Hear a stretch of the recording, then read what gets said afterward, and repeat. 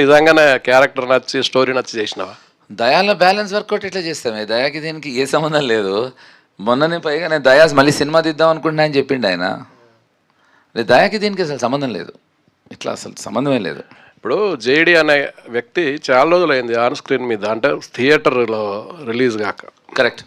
ఈ cinema release అవుతుంది, నీకని అనిపిస్తుంది అట్లా ఎందుకు అయింది ఇన్ని రోజులని?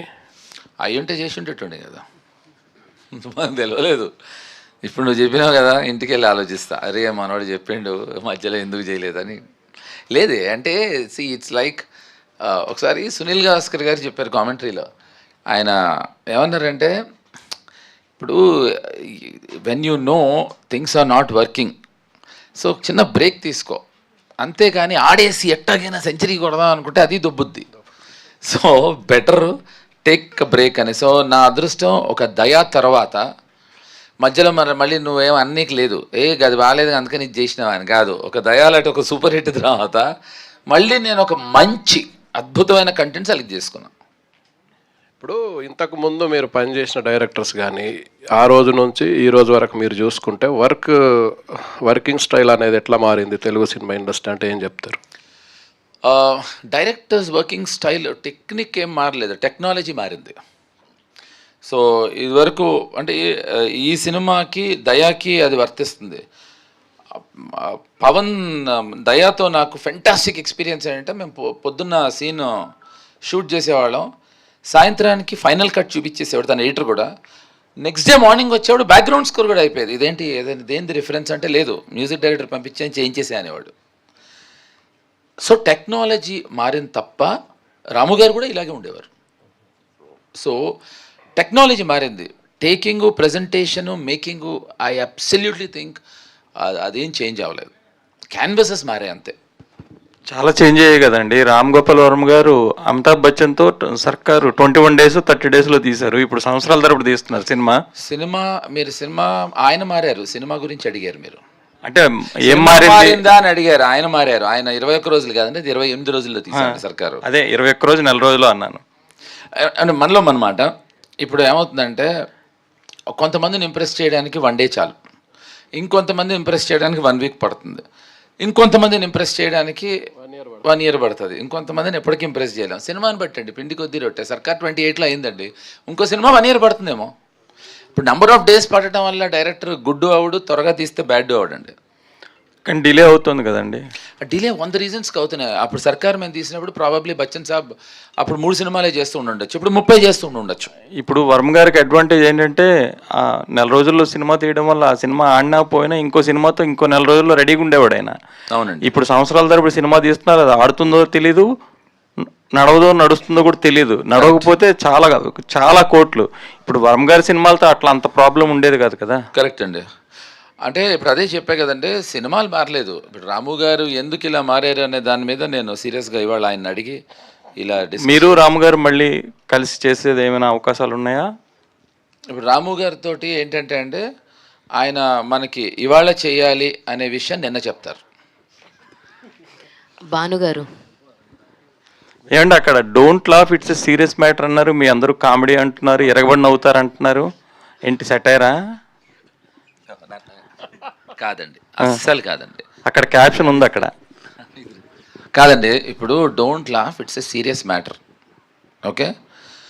ఇది మేము అందరం హ్యూమర్ సినిమా అన్నాం. సో మీరు రెండు విధాలుగా విభజించుకోవాలి. డోంట్ లాఫ్ అనేది ఒకటి, ఇట్స్ ఎ సీరియస్ మ్యాటర్ అనేది ఇంకొకటి. ఫస్ట్ హాఫ్ ఇది, సెకండ్ హాఫ్ ఇది. మీరు లెజెండరీయా సెలబ్రిటీ అండి? 37 years అయింది. కాదండి, నేను లెజెండ్ సెలబ్రిటీ కాదండి, I'm a legendary celebrity. Volume 1.5 అది అందుకనే 1.5 నేను. పవన్ గారు, సో ఎక్కడ మీ గాయపడ్డ సింహం కనిపించట్లా? గాయపడి ఈ నగరానికి ఏమైంది, షూట్ స్టార్ట్ అయిందండి. సో కొంచెం దాంట్లో తను బిజీ ఉన్నట్టు. సో తను వేరే ఈవెంట్స్కి తను జాయిన్ అవుతాడు. అండ్ ఎస్పెషల్లీ ఈ event we exclusively wanted JD గారు to be here because we's launching him. So ఇంతమంది డైరెక్టర్లు ఈ సినిమా వర్కౌట్ చేశారు, స్క్రీన్ మీద తీసుకురాబోతున్నారు, SVCC ద్వారా మంచి రిలీజ్ అవుతుంది. బ్యానర్కి ఒక గుడ్ విల్ ఉంది. ఆ బ్యానర్ నుంచి వచ్చే సినిమా సో ఎలా ఉంటుందో అనేది సో ఇప్పుడు ఒక ట్రేడ్ మార్క్ ఉంది. సో ఆ బ్యానర్లో రిలీజ్ అవుతున్నటువంటి సినిమా సో ఎంతవరకు బ్యానర్ వాల్యూ నిలబెడుతుంది, ఇంతమంది కలిసి దర్శకులు చేసిన సినిమాకి ఎలాంటి ఐడెంటిటీని తీసుకొస్తుంది? డెఫినెట్ ఏంటంటే అది ఏమాత్రం, ఎందుకంటే రాజు గారు ఆయన మాకనే ఎక్కువ కాన్ఫిడెంట్గా ఆయన ఉన్నారు. సో చూసిన తర్వాత సో ఎందుకంటే హీఈస్ వెరీ, ఆయన వేరే ఏరియాల నుంచి ఏదన్నా ఎంక్వైరీస్ వస్తున్నా కూడా ఈ డిసైడెడ్ టు ఆయన సొంతగానే మొత్తం అంతా చేద్దామని డిసైడ్ అయిపోయారు. యూఎస్ కానీ ఇదంతా, అది ఆ కాన్ఫిడెన్స్ ఇట్ సెల్ఫ్ మాకు అది biggest boost. So he is very happy and proud about it. అంటే ఓవర్సీస్లో కూడా రిలీజ్ అవుతుంది, అక్కడి నుంచి ఏమన్నా థ్రెట్స్ వస్తాయా సినిమాకి? మరి ట్రంప్ మీద సినిమా తీశారు, అక్కడి నుంచి ఏమన్నా థ్రెట్స్ వచ్చే అంత అసలు యుద్ధం జరుగుతుంది, 200% ఏదైనా ట్యాక్స్ వేస్తాడు ట్రంప్. సో మీ సినిమా వల్ల తెలుగు సినిమా మీద కూడా ట్యాక్స్ వేసే అవకాశాలు ఉన్నాయి. ఆల్రెడీ నిర్ణయం తీసుకున్నారు కాబట్టి గోహెడ్ అంటారేమో, అంతే కదా? అంటే అదేం ఉండదండి. అంటే మీరు the way we try to use Trump in this film మీకు అర్థమైంది అనమాట. సో ట్రంప్ చూసుకుని కూడా ఆయన కూడా నవ్వుకుంటాడు యాక్చువల్లీ, ఓ నాలో ఈ ఫన్నీ యాంగిల్ ఉందని చెప్పేసి చూపించాలి. ఆ వార్.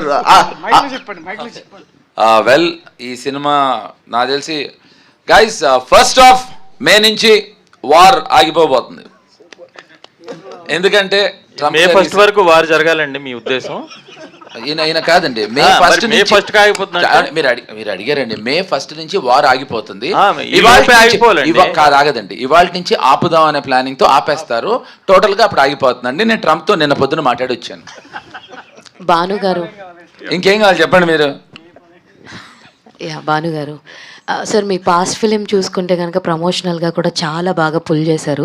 అయితే ఈ జీపీఎస్కి వచ్చేసరికి మీరు ఒక్కొక్క ఈవెంట్ పెట్టి ఒక్కొక్కరిని ఇంట్రడ్యూస్ చేస్తూ ఒక డిఫరెంట్ వేలో వెళ్తున్నారు.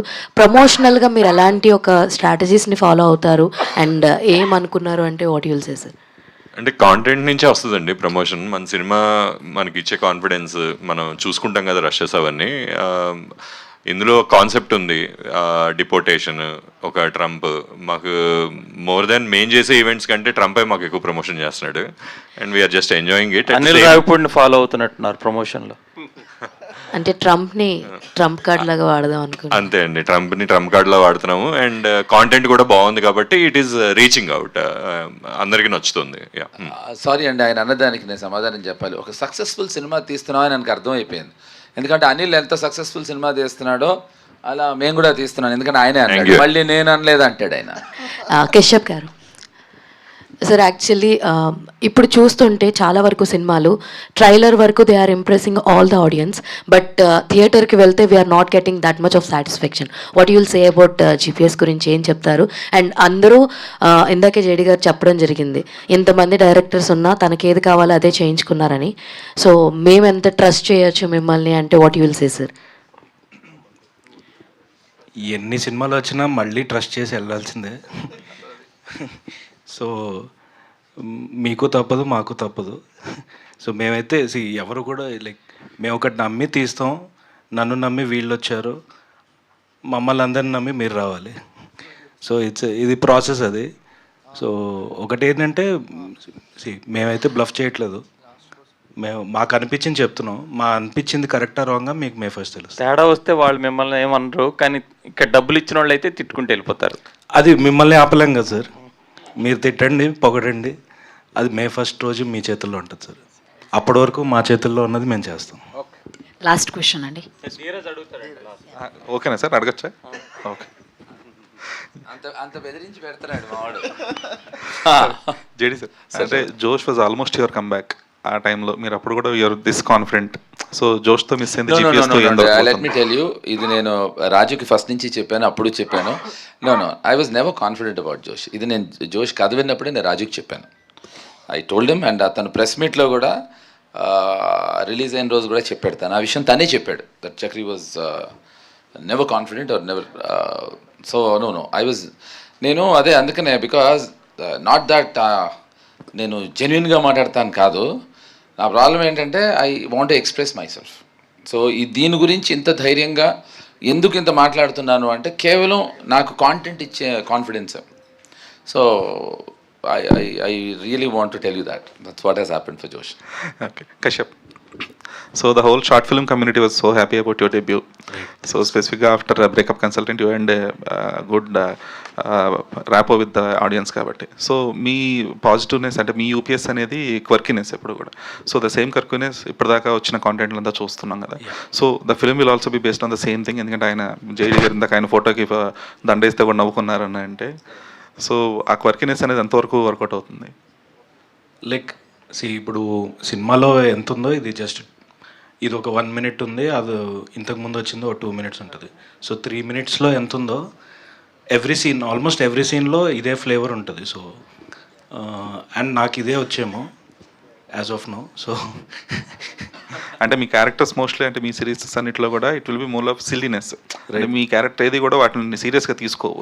బట్ ఇక్కడ మీరు టచ్ చేసిన పాయింట్స్ అంటే దో ఇట్ ఈస్ ఈ ట్రంప్ లేదంటే ఈ సత్య వీళ్ళన్నిట్లో ఉన్నా కూడా ఈ క్యారెక్టర్స్ వాళ్ళే సీరియస్గా తీసుకోకపోతే ఆ కైండ్ ఆఫ్ ఫన్ జనరేట్ అయ్యే విధానం కూడా వేరే ఉంటుంది. సో ఎంతవరకు ప్రిపేర్ చేయగలుగుతున్నారు? ఇది యాక్చువల్లీ ప్రతి క్యారెక్టర్ వాళ్ళ లైఫ్లో చాలా సీరియస్ ఉంటారు. సో మనం దాన్ని సీరియస్ తీసుకోక్కర్లేదు, ఆడియన్స్ సీరియస్ తీసుకోరు.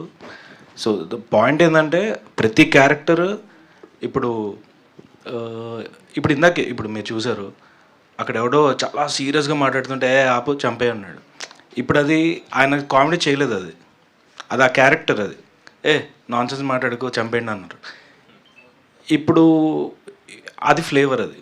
సో అది ఆయన ఇప్పుడు అది సీరియసా కామెడీయా అంటే మనం ఏం జోక్ చేయట్లేదు. మా మీనింగ్ ఏంటంటే ఇక్కడ మేము జోక్ చేయట్లా, అక్కడ ఆ క్యారెక్టర్ అలా బిహేవ్ చేస్తే మనకు నవ్వు వస్తుంది అనేది పాయింట్. అండ్ ఇందులో ఎన్నో సీరియస్ టాపిక్స్ చాలా ఏదో క్లాసులు పీకినట్టు వేరే విధంగా కాకుండా చాలా సటిల్గా హ్యూమరస్ వేలో ట్రీట్ చేశాడు. సో కొన్ని టాపిక్స్ ఉంటాయి, సో సంథింగ్ లైక్ డిప్రెషన్ కానీ డిపోర్టేషన్ కానీ అన్నీ, so which are very current topics ఏదైతే the younger generation are facing, వాటిల్ని అన్ని క్యారెక్టర్స్లో it's not just about the hero the villain or anything. So ప్రతి క్యారెక్టర్లో ఒక అండర్ కరెంట్గా ఒక తెలియని, so the other day we were showing the film to few test audience ఊరికే ఏంటి అని. So everybody they really love the film, that's the biggest feedback we got. And వాళ్ళు మేమే ఎక్స్పెక్ట్ చేయింది వాళ్ళు అండర్ కరెంట్ వాళ్ళు చెప్పిందంటే the so many nice points that you discussed into it in a very humorous way. So అది రేపు చూసినప్పుడు మీకు అర్థమవుతుంది. మీరు బ్రేకప్ కన్సల్టెంట్లో కూడా చూస్తే ఒక ఇంపార్టెంట్ బ్రేకప్స్ డిప్రెషన్ గురించి జోక్ చేస్తుంటాం. సో అది it's kind of my flavour I guess. So ఇదే రిఫ్లెక్ట్ అవుతుంది. ఓకే, థ్యాంక్ యూ అండి. వెబ్ అండ్ ఎలక్ట్రానిక్ మీడియా వాళ్ళందరికీ కూడా మరోసారి థ్యాంక్ యూ తెలియజేస్తున్నాం. And we wishing you all the very best to the entire team. Thank you everyone. Sir మరోసారి మీ glimpse చాలా అద్భుతంగా ఉంది, చాలా బాగుంది. Congratulations for that. Thank you so much. First నా థియేటర్స్లో కలుద్దాం.